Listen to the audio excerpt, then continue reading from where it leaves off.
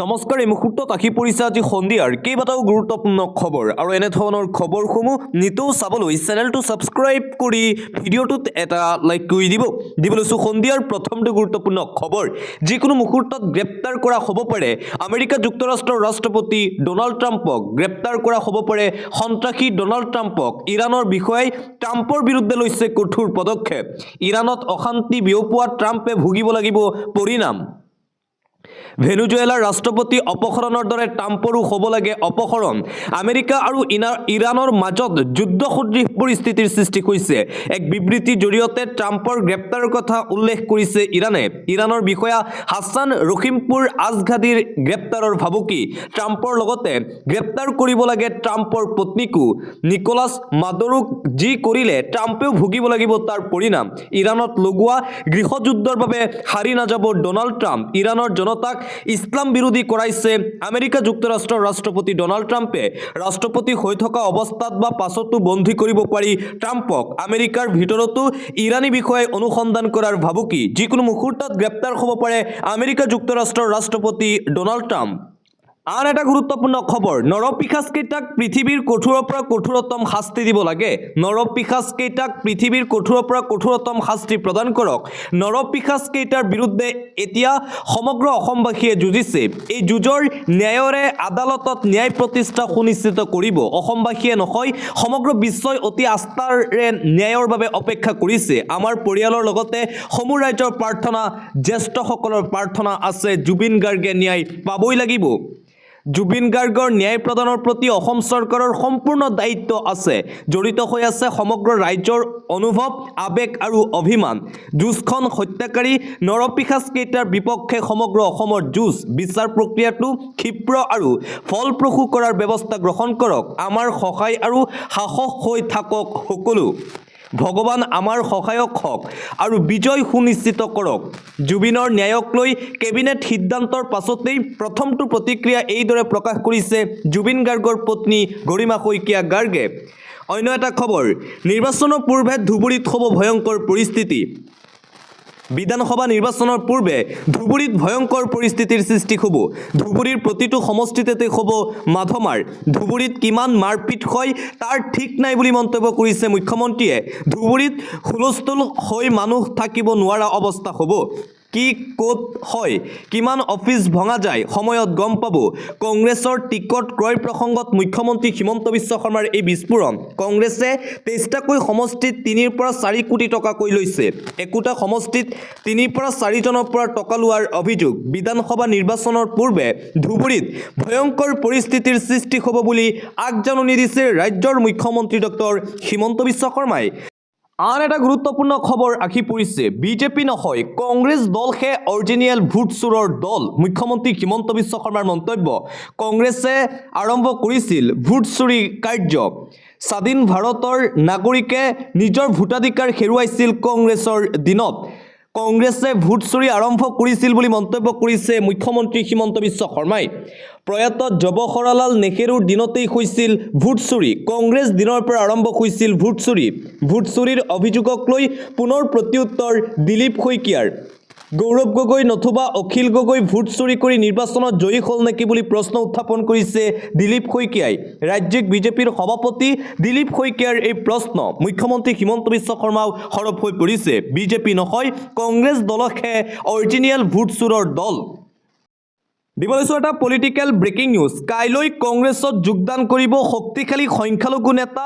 আমছুৰ প্ৰাক্তন সভাপতি ৰেজাউল কৰিম চৰকাৰে ঠিকনা সলনি হ'ব শক্তিশালী সংখ্যালঘু নেতা ৰেজাউল কৰিম চৰকাৰৰ কাইলৈ কংগ্ৰেছত যোগদান কৰিব ৰেজাউল কৰিম চৰকাৰে কংগ্ৰেছত যোগ দি প্ৰতিদ্বন্দ্বিতা কৰিব বিধানসভা নিৰ্বাচনত 30 ডিচেম্বৰত আনুষ্ঠানিকভাৱে ত্যাগ কৰিছিল আমছু ৰেজাউল কৰিমে সংখ্যালঘুৰ মাজত খুবেই জনপ্ৰিয় নেতা ৰেজাউল কৰিম চৰকাৰ নামনি অসমৰ সংখ্যালঘু প্ৰধান সমষ্টিৰ পৰা প্ৰতিদ্বন্দ্বিতা কৰাৰ সম্ভাৱনা ঠিকনা সলনি হ'ল আমছুৰ প্ৰাক্তন সভাপতি ৰেজাউল কৰিম চৰকাৰৰ আন এটা ব্ৰেকিং নিউজ এই মুহূৰ্তত আহি পৰিছে ৰাজ্যত এতিয়া হিতাধিকাৰীৰ মন জয় কৰাৰ যুঁজ নিৰ্বাচনৰ প্ৰাকখনত ৰাজ্যত চলিছে হিতাধিকাৰীৰ মন জয়ৰ অভিযান আকৌ ঋণ ল'বলৈ সাজু হৈছে হিমন্ত বিশ্ব শৰ্মাৰ বিজেপি চৰকাৰ 13 জানুৱাৰীত 1000 কোটি টকাৰ ঋণ ল'বলৈ সাজু হৈছে ৰাজ্য চৰকাৰ।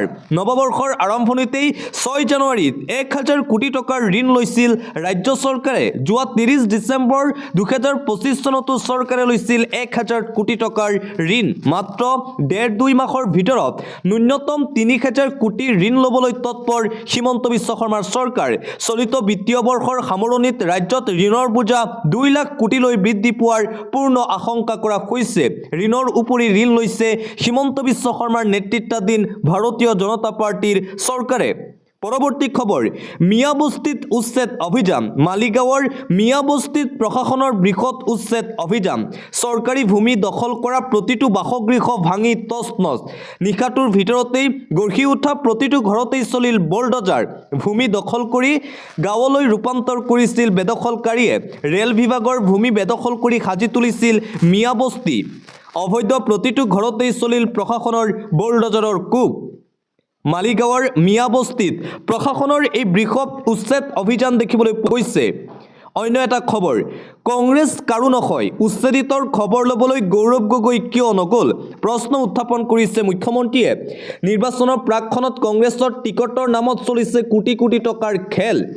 আৰু গৌৰৱ গগৈয়ে কিয় মিয়াৰ হৈ মাত নামাতে, তাক লৈও প্ৰশ্ন উত্থাপন কৰা হৈছে। মুখ্যমন্ত্ৰী ডক্টৰ হিমন্ত বিশ্ব শৰ্মাৰ গৌৰৱ গগৈলৈ প্ৰশ্ন। গৌৰৱ গগৈ কিয় মিয়াৰ খবৰ নললে? ৰাজ্যত উচ্ছেদ অভিযান চলি আছে, সেই উচ্ছেদিত মিয়াৰ কাষত কিয় থিয় নিদিলে গৌৰৱ গগৈয়ে? প্ৰশ্ন উত্থাপন কৰিছে মুখ্যমন্ত্ৰীয়ে। দিবলৈ চোৱা আন এটা গুৰুত্বপূৰ্ণ খবৰ, মেধাক লৈ ৰাজনীতি। 90% মুছলমান শিক্ষাৰ্থীয়ে আসন পোৱাৰ পিছতেই বন্ধ কৰি দিয়া হ'ল মেডিকেল কলেজ। এতিয়া মেধাক লৈও ৰাজনীতি দেখিবলৈ পোৱা গৈছে ভাৰতবৰ্ষত। 90% মুছলমান শিক্ষাৰ্থীয়ে আসন পোৱাৰ বাবেই স্বীকৃতি বাতিল কৰা হৈছে। জম্মুৰ মাতা বৈষ্ণো দেৱী ইনষ্টিটিউটক লৈ এই সিদ্ধান্ত। আৰু মুছলমান শিক্ষাৰ্থীয়ে বেছি আসন পোৱাৰ বাবে বন্ধ কৰি দিয়া হৈছে মেডিকেল কলেজ। তাৰ পিছতে এতিয়া বিতৰ্ক।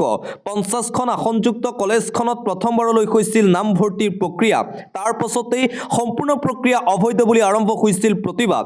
60টাকৈ হিন্দুত্ববাদী দল সংগঠনে কলেজখন বন্ধৰ আহ্বান জনাইছিল।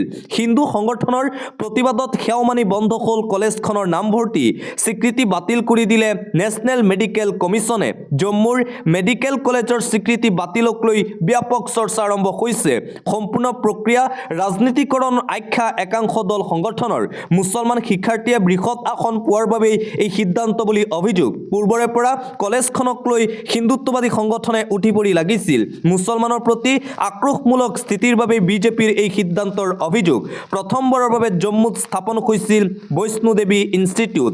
আৰু তাত মুছলমান শিক্ষাৰ্থীয়ে বেছি আসন পোৱাৰ বাবে সেই ইনষ্টিটিউট বন্ধ কৰি দিলে চৰকাৰে। অন্য এটা খবৰ, মাছ ক্ৰয়ৰ পূৰ্বে আপুনি সাৱধান হওক। বজাৰৰ থলুৱা মাছতেই ওলাইছে বৰ বিষ। আপুনি যদি বজাৰত গৈ মাছ ক্ৰয় কৰে তেন্তে আপুনি এতিয়াৰে পৰা সাৱধান হ'বৰ হ'ল, নহ'লে আপুনিও পৰিব পাৰে বিপদত। বজাৰৰ পৰা মাছ ক্ৰয়ৰ পূৰ্বে এবাৰ দুবাৰ নহয় হাজাৰবাৰ ভাবক। লোকেল বুলি বিক্ৰী কৰা মাছতেই ওলাইছে বৰ বিষ। মাছত ধৰা পৰিছে বিষাক্ত সীহ, ভাঙোন, বৰিয়াল মাছ। এই মাছবিলাকত ওলাইছে বিষাক্ত বিষ। পুঠি, কাৱৈ, গৰৈ, শিঙৰা, মিছা মাছতো ওলাইছে এই পদাৰ্থ। পৰমাণুৰ বিষাক্ত পদাৰ্থ অধিক। শিশু, বৃদ্ধ, গৰ্ভৱতী মহিলাৰ বাবে অতি ভয়াৱহ এই মাছ। মহানগৰীৰ মাছৰ বজাৰত জনস্বাস্থ্যৰ বাবে ক্ষতিকাৰক সীহ। পেখেলে ইণ্ডিয়া ফাউণ্ডেশ্যনৰ সমীক্ষাত ভয়ংকৰ তথ্য পোহৰলৈ আহিছে। অন্য এটা খবৰ, ভোটৰ অংক বিজেপি চৰকাৰৰ। নিৰ্বাচনৰ পূৰ্বে এতিয়া চাহ শ্ৰমিকক 5,000 টকাকৈ দিব হিমন্ত বিশ্ব শৰ্মাৰ বিজেপি চৰকাৰে। নিৰ্বাচনৰ পূৰ্বে ইটোৰ পিছত সিটো ডাঙৰ ঘোষণা কৰা হৈছে। বিধানসভা নিৰ্বাচনৰ আগত ৰাজ্যৰ চাহ শ্ৰমিকলৈ মনত পৰিল চৰকাৰৰ। চাহ শ্ৰমিকক 5,000কৈ টকা দিব হিমন্ত বিশ্ব শৰ্মাৰ বিজেপি চৰকাৰে। এটি কলি দুটি পাত শীৰ্ষক আঁচনিৰ অধীনত চৰকাৰৰ ফালৰ পৰা প্ৰদান কৰা হ'ব এই ধনৰাশি। ৰাজ্যত চাহ উদ্যোগৰ 200 বছৰ হোৱাৰ উপলক্ষে এই আঁচনি ঘোষণা বিজেপি চৰকাৰৰ। বিধানসভা নিৰ্বাচনৰ পূৰ্বেই চাহ শ্ৰমিকসকলে পাব এই টকা চৰকাৰৰ ফালৰ পৰা। 25 জানুৱাৰীত ডুমডুমাত এই আঁচনি মুকলি কৰিব ৰাজ্যৰ মুখ্যমন্ত্ৰী ডক্টৰ হিমন্ত বিশ্ব শৰ্মাই। শুক্ৰবাৰে কেবিনেট বৈঠকৰ পাছত সংবাদমেলত ঘোষণা কৰিছে খুদ মুখ্যমন্ত্ৰী ডক্টৰ হিমন্ত বিশ্ব শৰ্মাই।